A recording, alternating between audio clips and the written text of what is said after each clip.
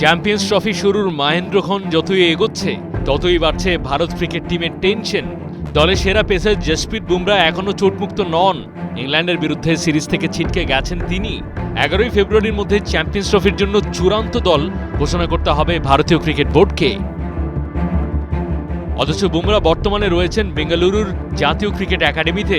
সেখানে বোর্ডের medical team তার চোটের দিকে কড়া নজর রাখছে। তার ফিটনেস ফিরে পাওয়ার জন্য চলছে নিরলস পরিশ্রম। কিন্তু আদৌ তিনি সময় মতো সুস্থ হবেন কিনা সেটাই এখন সবচেয়ে বড় প্রশ্ন।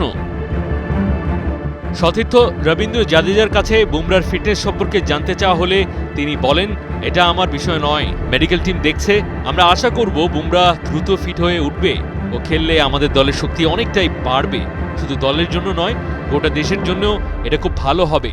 জাদেজার কথাতে স্পষ্ট, দলের ভেতরে বুমরাকে নিয়ে যথেষ্ট চিন্তা রয়েছে। তার অনুপস্থিতি চ্যাম্পিয়ন্স ট্রফিতে ভারতের পরিকল্পনা ও রণকৌশলে বড়সড় পরিবর্তন আনতে পারে।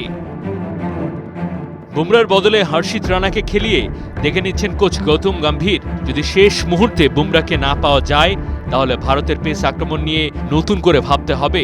চ্যাম্পিয়ন্স ট্রফির মঞ্চে নামার আগে ভারত কি শেষ পর্যন্ত পুরো শক্তির দল পাবে, নাকি শেষ মুহূর্তে অন্য কোনো পেসারকে দলে অন্তর্ভুক্ত করে বিকল্প খুঁজতে হবে? উত্তরটা সময়ই বলবে। মাহাদি হাসান, ৭১।